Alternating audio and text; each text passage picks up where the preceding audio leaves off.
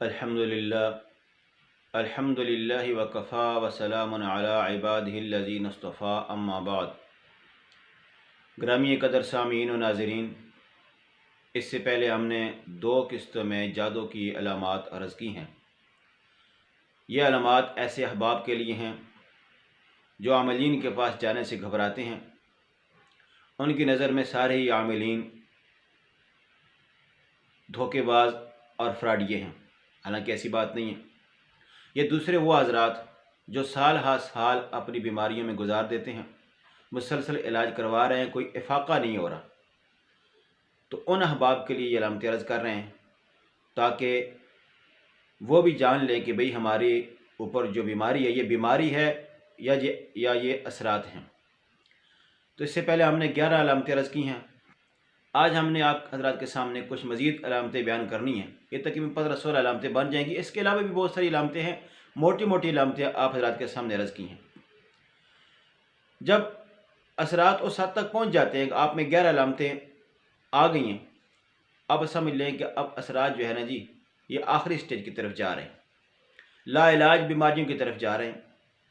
اگر کوئی صحیح اللہ کا بندہ مخلص عامل اس کا علاج کر دے تو ہو سکتا ہے، ورنہ پھر اس کے بعد اب جادو جو ہے نا جی آخری سٹیج کی طرف جا رہا ہے۔ ان علامات میں سے ایک علامت شوگر کی ہے، شوگر بھی ہو رہی ہے، اور ایک علامت بلڈ پریشر کی ہے، بلڈ پریشر کا بھی مسئلہ بن جاتا ہے۔ اسی طرح اس کے ساتھ ساتھ بواسیر کے بھی مسائل بن جاتے ہیں، کینسر جیسی مہلک اور جسے کہتے ہیں لوگ لا علاج بیماری یہ بھی لگ جاتی ہے۔ آپ حیران ہوں گے کہ شوگر کا اور کینسر کا اور اس بلڈ پریشر کا بواسیر کے جادو کے ساتھ کیا تعلق ہے؟ تو بھائی جادو جادو ہے، جادو کے بظاہر چند الفاظ ہیں، لیکن حقیقت میں یہ بڑی ایک مہلک چیز ہے۔ مہلک چیز نہ ہوتی تو پھر اللہ اور اللہ کے رسول علیہ الصلوۃ والسلام اس سے بچنے کے ہمیں جو ہے وہ تلقین کیسے کرتے؟ اعمال اور وظائف جو آئے ہیں قرآن و سنت میں مہلک ہے، تو اسی لیے اللہ پاک نے ہمیں قرآن کی طرف لگایا ہے۔ اور ایک بات چلتے چلتے عرض کر دوں کہ بیماری سے جادو کا علاج جو ہے نا بیماری سے آسان ہے، اس لیے کہ بیماری کے لیے آپ حضرات کو ڈاکٹر کے پاس جانا پڑے گا، ان کی فیسیں بھرنی پڑیں گی، لیکن اگر اثرات کا مسئلہ ہے تو اللہ کا قرآن ہے، ساری بات یقین، توکل اور بھروسے کی ہے۔ آپ یقین، توکل، بھروسے اور اعتماد کے ساتھ اللہ کے قرآن سے اپنا علاج کریں، انشاءاللہ تعالی علاج کرنا آپ کا کام ہے، شفا دینا اللہ کی ذات کا کام ہے۔ میں ایک چھوٹی سی مثال سمجھتا ہوں، آپ کو حضرت سامنے عرض کرتا ہوں کہ یہ مہلک کیسے بنتے ہیں، یہ جادو کیسے مہلک بنتا ہے۔ ایک چھوٹے سے بچے پر حاضری کی گئی، بچہ تقریباً 7 سال کا بچہ تھا۔ جب جن حاضر ہوا، اس سے پوچھا کہ بھئی کیوں آئے ہو؟ اس جن نے بتایا کہ بھئی میں اس لیے آیا ہوں کہ یہ بچہ ماں باپ کی نافرمانی کرے، مجھے اس لیے بھیجا گیا ہے۔ اب خیر جب وہ غیر مسلم تھا، الحمدللہ اس کو مسلمان کیا۔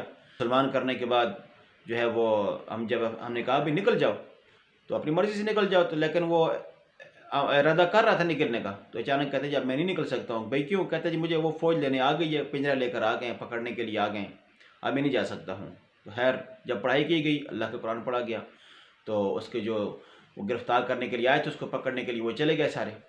تو پھر ہم نے اس کو اختیار دیا، تو پھر اس نے ہم سے مشورہ مانگا، کہاں جاؤ؟ ہم نے کہا پھر مکہ مدینہ چلے جاؤ، وہاں صلحاء اور ان کی جماعتیں ہیں جنات کی، تو وہاں چلے جاؤ۔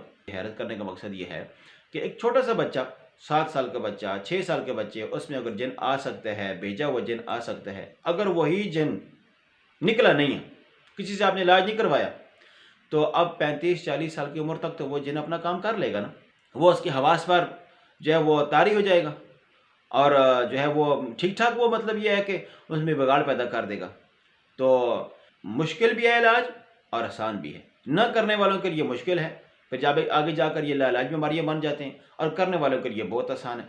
اب آخری علامت ایک اور بات میں عرض کرتا ہوں اثرات کے حوالے سے، کہ ایسے احباب جو گھر میں رہتے ہیں، گھر سے باہر رہتے ہیں تو خوش رہتے ہیں، جو ہی گھر میں آئے تو ان کے دل میں بوجھ ہونا شروع ہو گیا، اور تنگ ہونا شروع ہو گئے، اور گھر میں جو ہے وہ لڑائی جھگڑا کرنا انہوں نے شروع کر دیا، تو خواہ مخواہ کی باتوں پر مار پیٹ کرنی شروع کر دی۔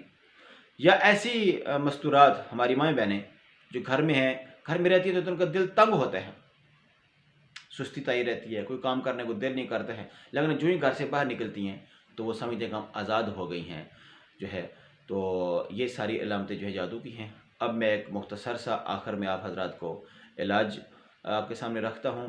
قرآنی علاج ہے، مجرب عمل ہے، جس کا کئی بار جو ہے وہ تجربہ کیا گیا ہے۔ آپ نے 3 چیزیں رکھنی ہیں اپنے سامنے: پانی، نمک اور ریت۔ پانی، نمک اور ریت یہ آپ نے اپنے سامنے رکھنی ہے۔ باوضو ہو کر 2 رکعت نماز صلاۃ التوبہ، صلاۃ الحاجت پڑھ لیں۔ آپ کے سارے عمل میں، وضو کرنے میں، نماز پڑھنے میں 10 منٹ لگ سکتے ہیں۔ 10 منٹ اپنی جان کی خاطر کوئی اتنی بڑی چیز نہیں ہے۔ پھر آپ اول آخر آپ نے درود شریف پڑھنا ہے 3 مرتبہ، پھر 70 مرتبہ آیت الکرسی پڑھنی ہے۔ 70 مرتبہ آیت الکرسی پڑھنی ہے۔ آیت الکرسی پڑھ پر ان سب پر آپ پھونکیں، پانی پر، نمک پر اور اس ریت پر۔ پانی کو اپنے استعمال میں لائیں اور نمک کو بھی اپنے استعمال میں لائیں، اور ریت جو ہے اس کو گھر کی چھت پر آپ ڈال دیں، گھر کی چھت پر ڈال دیں کونے میں۔ لیکن ڈالنے سے پہلے لازماً اپنا حصار کرنا ہے۔ آیت الکرسی 7 مرتبہ پڑھ کر اپنے اوپر آپ نے پھونکنی ہے۔ ویسے آپ نے ریت نہیں ڈالنی وہاں پر۔ اور پانی جو تھا آپ نے کچھ پیا تھا، اور باقی جو پانی بچ گیا تھا وہ اس پانی سے آپ نے کسی پاکیزہ جگہ جا کر غسل کرنا ہے۔ یعنی کہ وہ پانی غسل خانے میں آپ نے غسل نہیں کرنا، تاکہ وہ پانی نالی میں نہ جائے، کسی پاکیزہ جگہ جا کر آپ حضرات نے اس میں غسل کرنا ہے۔ اور اس کے بعد آیت الکرسی روزانہ کم از کم آپ اپنا جو ہے وہ 40 دن تک اپنا معمول بنائیں۔ صبح و شام 41 مرتبہ آپ نے آیت الکرسی پڑھنی ہے۔ اللہ پاک ہم سب کا حامی و ناصر ہو۔ وما علینا الا البلاغ۔